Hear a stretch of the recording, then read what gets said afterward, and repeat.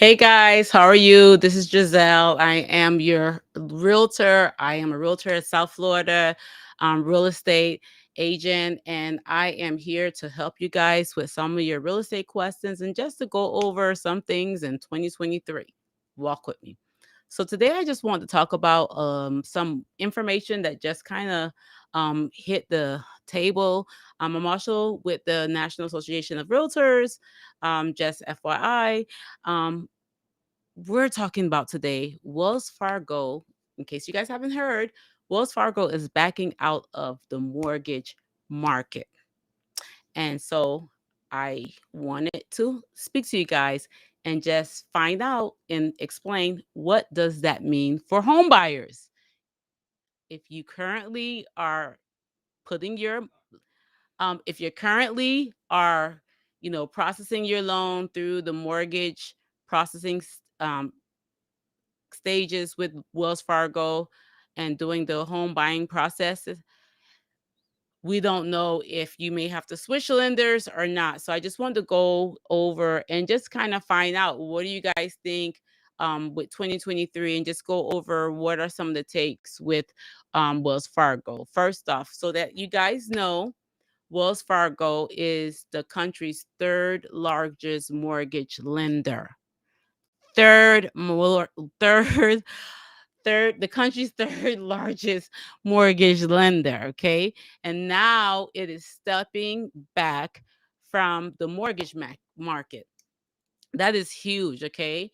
So while it is not exiting entirely, they will be focusing more on providing mortgages to their existing customers, perhaps like providing refinancing, stuff like that, and I did hear they're trying to, I guess, pull out the red carpet, specializing in certain loans to focus on the minority communities. But we haven't gotten a lot of information on that. But, at the end of the day, all of us, every community is hurting right now because the interest rates have been so unpredictable and they've just been going up. Okay. So basically, it's a major shakeup, which will set uh, unprecedented markets for Wells Fargo. And basically, they are taking the lead from competitors like Bank of America and JP Morgan and Chase, which is those two other competitors, they more had a focus on investment banking and unsecured lending, which is basically like credit cards. Okay. So investment banking, stocks and things of that nature, and then unsecured lending, like, credit cards. It wasn't really mortgage lending. Okay. So that is, a big deal. Now, one of the biggest um I guess one of the three biggest mortgage lenders, I would say, and once holding the number one spot. Okay, so let's not get it twisted. They used to hold the number one spot in the United States. Okay, and so now Wells Fargo is stepping back from the mortgage market. They're not getting out of it entirely, like I said, but they are making this drastic change to their strategy. And one of the biggest shakeups that we've seen in years. So I just wanted to, talk to you guys, see how you feeling. Are some of you guys currently putting some of your loans or trying to originate some of your purchases? Whether you're a new home buyer or have dealt with Wells Fargo right now, are you having problems processing your loan, with that?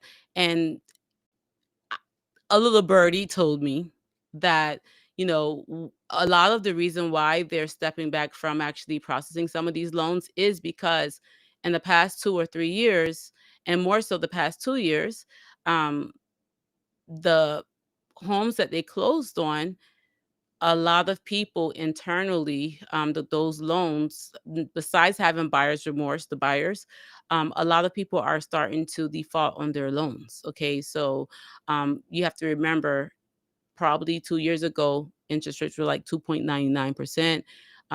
Maybe if they closed, couple of months or whatnot, interest rates just going up 4%.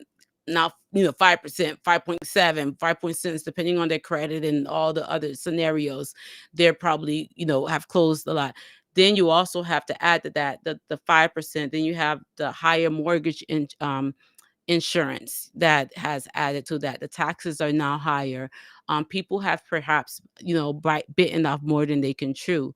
So they're not only worrying about the principal and interest in the mortgage, they're also worrying about the principal, the mortgage, and also the insurance and the taxes, and we're not even going to talk about inflation and food and the cost of living and all this other stuff. So because some of their portfolio is starting to, you know, just default on their loan. And we're talking about sometimes A paper, it's not just C paper, which is not the best.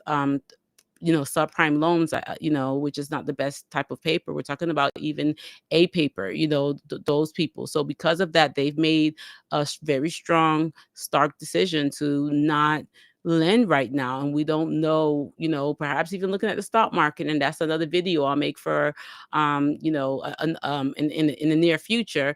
But it is a latest change. In the shift of fortunes, especially of Wall Street. It's kind of unprecedented. I think even when I was in the market in 2008, Wells Fargo, they didn't stop lending. So this is kind of really, I'm very, I'm glued to like what this all means, um, post 2008, and this has been partly as a result of the new regulations and the corporate lessons learned even from that crash in 2008. I think what they're doing is they don't want to be in the same situation. They're trying to take some of the stuff that happened in 2008 and learn and say, you know what, we can't just keep lending because we're going to be, let's take something from 2008 and learn. And even though we've already overextended ourselves, let's kind of stop lending and right now so that we're already in the red, but we're not completely over lending and just kind of not be overly extended so that when the crash does happen, they don't have so much of a big portfolio to lay off, but also the pressure from um other private investors in that sector is coming down the pipeline for Wells Fargo. So for you homeowners and would-be homeowners, this is a major hit. Um, and it's a major exit for the market, from the market like this. And it is sure to have an impact for those who are shopping for a loan and perhaps even some consequences. So, what are they, and how is this likely to impact the mortgage industry? And this is the reason why I wanted to make this video because I wanted to find out. Comment in the comment section, if you're currently doing a loan, or even if you're a realtor, if you're doing a loan, you're dealing with Wells Fargo, and if it's currently in the pipeline, are they honoring grandfathering in those loans that perhaps went in the pipeline in November and December, and they're actually, getting them through the closing, getting them through underwriting and actually, closing those, or are they giving an issue, and people have to actually pull their loans and perhaps get them through a secondary lender or perhaps bring them to another preferred lender, like, sound off and help other buyers or people to just know like what they need to do because this is a big issue.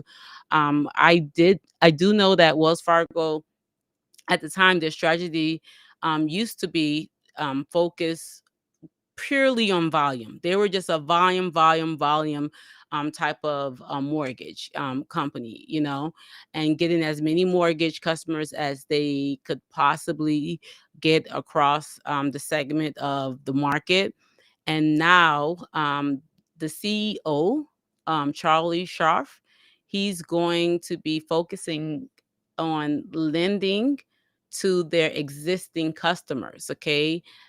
Which is pretty much like refinances, like I said earlier, home equity line of credit, or fixed mortgages. The difference between home equity line of credit is it's like a revolving credit card connected to your house, and you can keep pulling from it, and it's a fixed rate. Whereas a fixed second is a fixed rate, and it's you pull from it once, you refinance, and you get that once, and you don't keep pulling from it. The benefit of a fixed second is fixed, and the rate won't just keep going up and down. Whereas a home equity, if rates change, it goes up, your payments go up. And, a lot of people have been complaining about that home equity. I tell my clients, be careful with the home equity, this HELOC, the home equity line of credit, and sometimes pulling all that money out. You don't want to be when if there's a market crash and then now you're upside down, and then you have to be doing some type of short sell or deed in lieu. And a lot of people got stuck in that in 2008. So I'm just here to try to just, have a community and just really let's talk about try how to improve, what's going on. So yeah, so basically, um, Charlie Scharf, the CEO of Wells Fargo, he's like I said earlier, he's just basically focusing on lending to their existing customers with refinances, home equity line of credit, and fixed seconds, as well as improving services um, for the existing clients. Now, a major driver for the change has been also the Fed's interest rate policy. While it's seen that the net interest margin increased substantially, the demand for the mortgage has fallen through the floor. So the 30-year fixed mortgages has gone from the interest rates below 3% to hovering around 7%. I haven't seen those numbers since 2007, 6. I don't even know. Way over a decade ago, maybe almost 2 decades ago. 2000, that we're in 2023, so it's been a long time since I've seen those numbers, and that's a lot, um from 3%. And I'm talking about just like literally 2 years ago, 2.99, 3%. Now, like I said, it's hovering around 7%. So that means that the average monthly mortgage has risen by hundreds of dollars a month. Okay. Putting your dream homes out of reach for many potential buyers. That is not good. Okay. And this is really hard for me, and it's heartbreaking, especially for like millennials and new buyers that want to purchase a house, and I want to help people. But I'm not the feds. I'm not the federal government, I would say. The Federal Bank of New York, I would say. I'm not them to be able to lend. But it's really heartbreaking to see, especially new people. They've spent all this time in college, or and came out, and perhaps and they get married, and they have student loans, and they have all these things, and just to buy, probably even sometimes just to buy a townhome nowadays, I would say South Florida, 500,000 and up, just a townhome, 3 2, 600,000. And then you're talking about the 7% interest rate. You're talking about high taxes, high insurance. You know what I mean? You're talking about just the cost of living. I mean, it's just unsustainable right now. A lot of people just they're backing up. They're like, listen, I'm probably going to sit on the sideline. And honestly, as a real estate agent, I don't blame them. It's not, I don't want to see people like what happened in 2007 and 2008. So this is really sad, but I just don't like what I'm seeing. So I just wanted to sound off. Please sound off in the comments, what you're thinking, and what's going on. I actually let me put this on so I can hear myself a little bit. But yeah. So anyway, Wells Fargo is obviously concerned about the long-term ramifications for this change in the interest rate policy. And the company, has had to deal with its fair share of issues even after the 2008 financial crisis. This was fundamentally a change. It changed the way that the lending um, in the United States operated.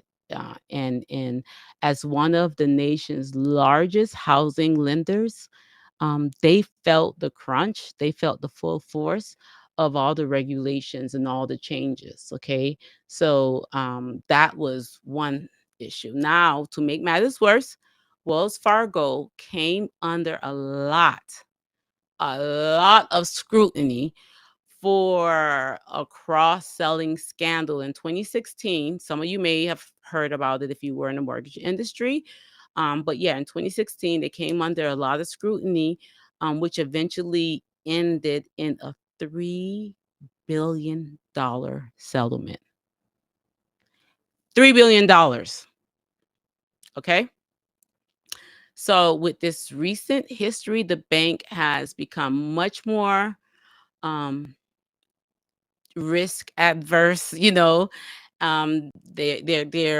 crossing their T's, dotting their I's. They're very, they want to just make sure. And according to one of the head of, I think it was the consumer lending, um, um, someone at the top head of the consumer lending department, they were acutely aware of the work that needed to be done to just restore public confidence. Okay, so Wells Fargo lost public confidence in that $3 billion settlement that really made a lot of people not trust Wells Fargo, and all that other stuff that was going on. And unfortunately, also for their employees of the bank, this meant a lot of layoffs. I actually knew a few people that was very concerned. No one was coming in to the banks, for mortgages, and he worked inside of the mortgage department. He worked inside of the like when you go in and you speak to one of the loan officers and all the other stuff. And he was very concerned. He was like, "Man, I don't even know." And this was like 6 months ago, and he pulled me aside, and he's like, "Hey, what's going on?" And now we're kind of seeing exactly the effects of that. So it does means some layoffs. So anyways, while no official numbers have been released right now, but there are senior execs that have made it very clear that there will be significant downsizing in their mortgage operations department. um Internally, the writing has pretty much been on the wall, okay, for some time now. And with that, the mortgage pipeline at the bank, guys, are you ready for this? The mortgage pipeline at the bank is down up to 90% in late 2022. 90%. How can you function if your business is that you thrive on is 90% down? 2022, 15 days ago, 2 weeks, something like that, okay? So, that is not good news, with everything else. Like I said, I'll do another um video regarding the stock market and all that other stuff. And they're seeing that writing's on the wall too. Okay, guys. So that's on the wall as well.